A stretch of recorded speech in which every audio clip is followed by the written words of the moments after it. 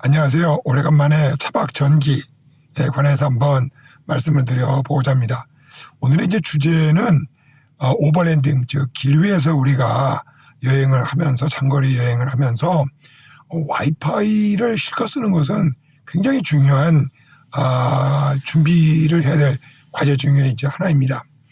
한국이나 미국처럼 이렇게 공공 와이파이나 또 이렇게 뭐라고 할까요? 개방형 와이파이를 쓸 수 있는 나라가 뭐 세상에 그렇게 많지가 않습니다. 따라서 이제 여행을 하게 되면 대부분들 국경을 넘어서 심카드 뭐 한 10불에 한 2GB 정도를 짜리를 그냥 사가지고 휴대폰을 통해서 와이파이를 인터넷을 접속을 하고 하는 방법들이 있긴 합니다만은 이 경우에는 현지 실적이 좀 가보시면은 달라요. 왜 그러냐면은 기름을 넣는데도 200km, 300km를 가야 되니까 심카드가 만약에 이제 떨어지고 그러면은 어떻게 할 거예요? 그리고 이제 이 데이터량이 계속 빠져나가기 때문에 굉장히 그 사용하는 입장에서는 맘 놓고 사용하기에는 이게 불안감을 조성하는 별로 좋지 않은 방법입니다. 자, 오늘 이제 얘기하고 싶은 이제 주제는 이런 여러 가지 불편 중에 우리도 한국이나 미국에서처럼 공공 와이파이, 아니 뭐 공공 와이파이가 아니더라도 또 개방되는 와이파이라도 좀 마음 놓고 넉넉하게 쓸 수 있는 방법이 없을까? 오늘 이 점에 대해서 한번 여러분들에게 제가 쓰고 있는 팁을 알려드리고자 합니다. 주로 이제 나라마다 상황이 좀 다르지만은 주로 개방형 공공 와이파이들이 널려 있는 곳들은 쇼핑센터죠. 크고 작은 이제 경우에 따라 다르지만은 쇼핑센터 쪽에 이제 많이 있고요. 도서관을 찾아간다든지, 근데 실상도 도서관이 많지가 않아요. 그리고 공원에 가면은 한 50% 정도 확률이 되죠. 공원에 가면 이제 무료 와이파이가 개방되어 있는 것이 꽤 있습니다. 그리고 카페에 가서 또는 뭐 모텔이나 인근의 호스텔 이런 데 가서 와이파이 좀 쓰자고 여행자라고 하게 되면은 한 50% 정도는 기본을 알려주시는 것 같아요. 그래서 특별한 이유 없이 카페, 주유소, 모텔 뭐 이런 데 가서 찾아가서 열려 있거나 또 열려 있지 않더라도 패스워드를 쳐달라 그러면 이제 쳐줘서 와이파이를 사용할 수가 있게 됩니다. 자, 이게 좀 그렇죠. 제가 지금 이제 한 가지 더 추가해서 말씀드리고자 싶은 거는 이제 주택단지라든지 그냥 아무 데서나 여러분들의 휴대폰을 열어서 와이파이를 켜게 되면은 대부분 이제 비번유로 막혀 있게 되겠죠. 그러나 차를 천천히 이제 움직이면서 진행을 하면서 보다 보면은 문득 개방되어 있거나 패스워드를 물어보지 않는 와이파이 네트워크가 잡힐 수가 있어요.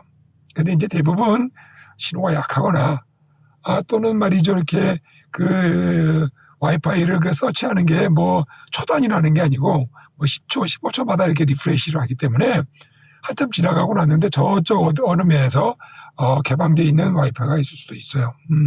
저 같은 경우에는 바로 그러면은 차를 세우고 와이파이를 쓰기 위해서 지금 제가 앉아있는 이 자리, 제 차 뒤쪽으로 와가지고 노트북을 켜고 이제 개방되어 있는 공공 와이파이나 개방형 와이파이를 접속을 하게 됩니다. 자, 그럼 어떻게 하냐고요? 첫 번째, 이게 이제 도면이에요. 도면인데 제 차량 바깥의 지붕에는 조그마한 엄지손가락보다도 조금 큰 마그네틱으로 이 차체 지붕에 잘 붙어 있는 안테나가 있습니다. 여러분들이 이제 필요에 따라서 이런 이제 막대 안테나를 뭐 쓰셔도 뭐 상관없어요. 상관없는데 이 차체 전부 자체가 이제 이렇게 철판으로 쉴드가 되어 있기 때문에 저 같으면 또 이제 이게 선들이 여기서 이제 일을 할 때 안테나가 이렇게 그 랩탑에 이제 꽂혀져 있고 그러면 좀 거추장스럽죠. 자꾸 손에 부딪히고 그래서 저는 아예 외부에다가 안테나를 익스텐션 코드를 이제 쭉 길게 해가지고 바깥에 외부에 이제 설치를 했습니다. 자, 요거는 이제 여러분의 옵션이고요.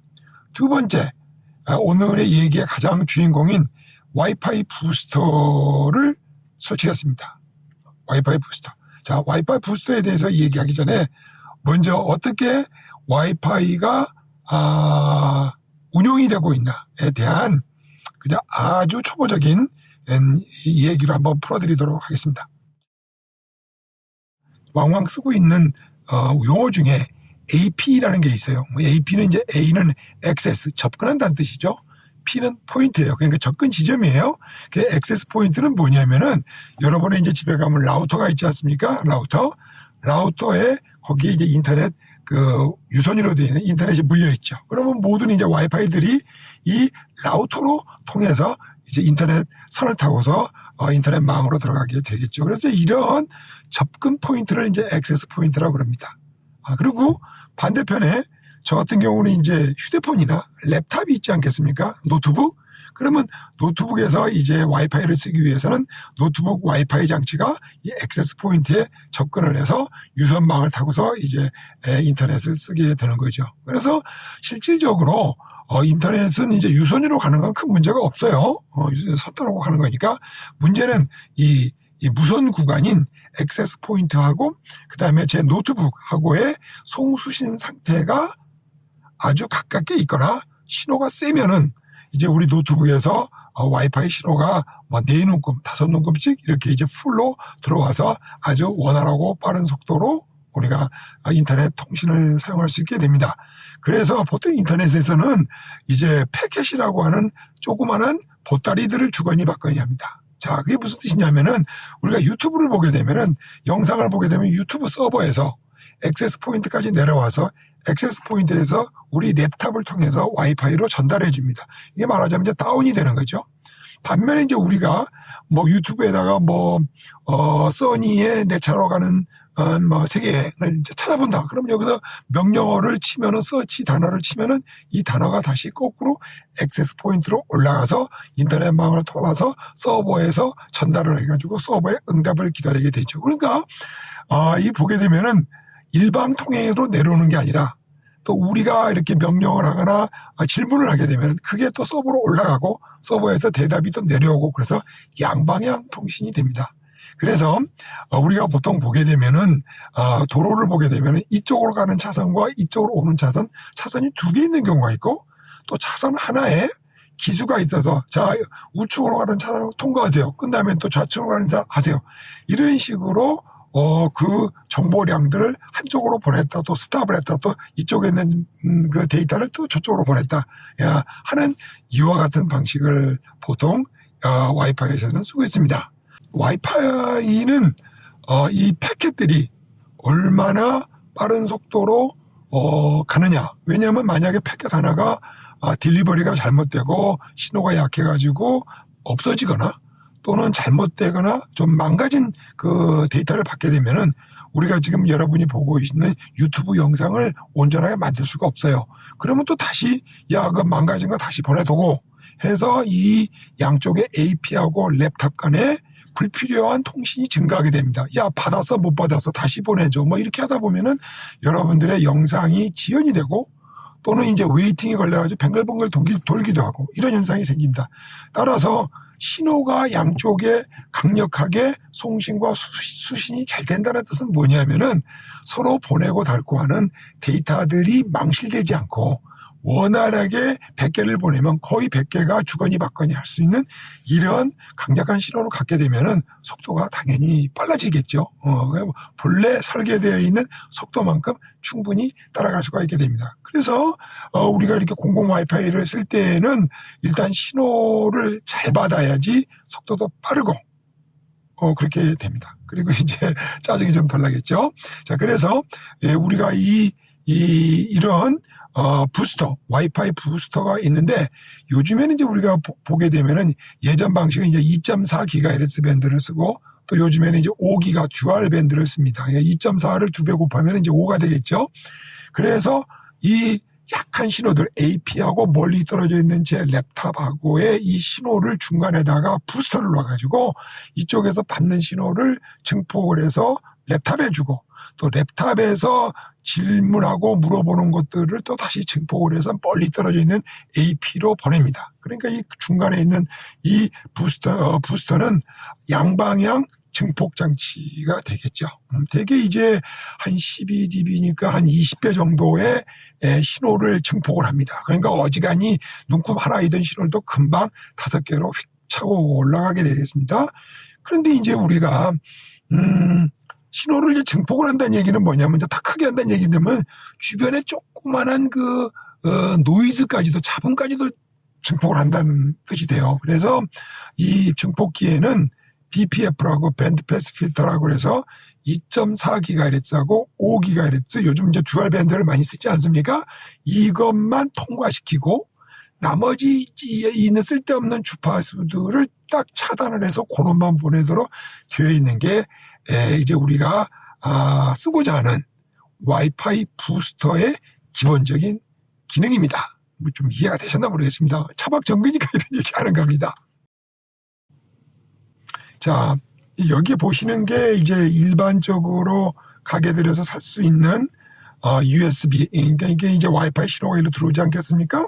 그럼 신호를 받아가지고 이제 컴퓨터 USB로 해주는 USB 어댑터이죠. 그래서 이렇게 이제 되어 있는 제품들은 이 안테나 개인이 그 이득이라고 그러죠. 여기 이제 성능이 전혀 쓸만하지가 않아요. 그래서 있으면 요거를 이제 빼버리고 여기다가 아까 말씀드린 이제 우리가 증폭기 신호를 강력하게 주거니 받거니 할 수 있는 그 부스터를 여기다가 연결을 해서 노트북에 연결하게 됩니다. 그래서 이제 우리가 필요한 세 번째 부품이 이와 같은 USB 와이파이 어댑터가 필요하죠. 요거 이제 일체형이지만은 시장에서는 요걸 이제 빼서 나사로 풀어버릴 수 있는 요거만 있고 또 안테나만 분리할 수 있는 제품들이 대부분 많이 나와 있습니다. 이건 뭐 옛날 양이라 이렇게 돼 있고요. 그래서 와이파이 USB 어댑터를 이제 구매를 하시되 이제 기왕이면은 해외에서도 많이 이제 듀얼 밴드를 많이 쓰고 있기 때문에